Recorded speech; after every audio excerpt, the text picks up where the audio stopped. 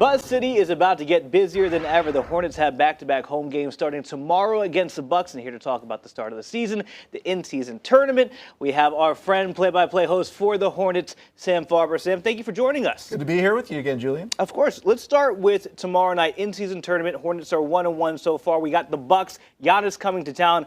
What should we expect? Well, this is the key game for the in-season tournament. It, of course, counts as a regular season game, so there's still plenty on the line. But in terms of the IST itself, you win this, you're basically in control of your own destiny. You could win the group. You could certainly put yourself in a great position for that wild card spot and advance to the knockout rounds where there's some real cash on the line for players and coaches. So I think this is a real opportunity here for Charlotte. Milwaukee is not necessarily playing their best basketball as of late. Giannis missed last game. I have heard nothing but, expectations are that he should be back. But nevertheless, I mean, this is a good team. Hornets have performed well against them, and if they can get a little bit healthier, I think their odds improve even more so. And they want to obviously pack the Spectrum Center. First 5,000 fans are going to get a rally towel. The first 5,000 fans Saturday night against the Knicks. We got an anniversary night honoring number 3 overall pick in '99, Baron Davis. How exciting is that? It is huge. I mean, this was such a spectacular player, high energy. Like you said, number 3 pick. There's so many connections between him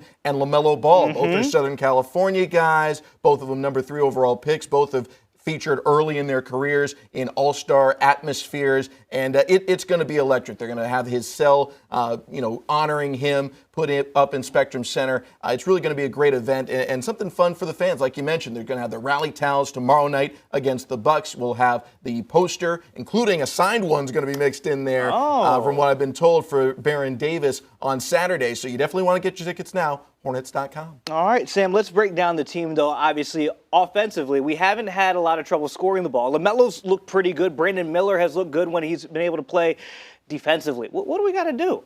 I think we got to be healthy. I think that's number one. The first ability you have to have in any sport is availability, and sadly, Charlotte hasn't had that for 2 years. But you do have Mark Williams, who should be a defensive anchor long-term for this team. He hasn't even played 80 games yet in his pro career, so he's still developing as a big. But when he and Nick Richards are on, that defense gets so much better. And you mentioned LaMelo Ball. He has been spectacular. This is the best version of LaMelo Ball I think we've ever seen. And that's saying something because he's already been an all-star in his career. So as this team gets healthier, puts more pieces around them, and the younger guys who have gotten opportunities early because of some of these injuries, if they can benefit from those looks out there on the floor, this team could be better for it. Sam, we were talking a little bit before we came on camera about Miles Bridges. You said, you've seen him at the end of practice. Looks like he's ready to play.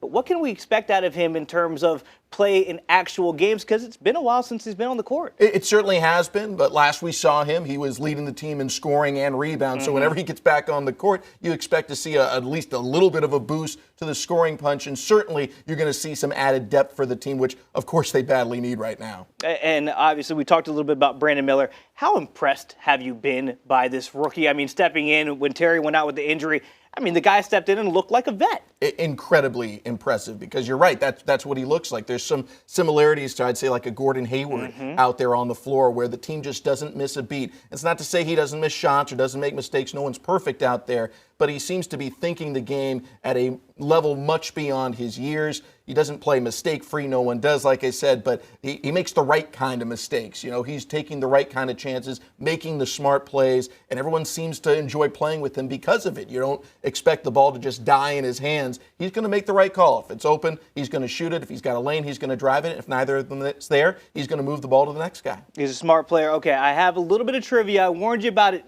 Sam doesn't know the answer here, but since we're talking about anniversaries here, who has the longest shot in NBA history? The longest shot? The longest shot made in NBA history. Any player? God, well, let's throw Baron Davis in there. Maybe it's Baron.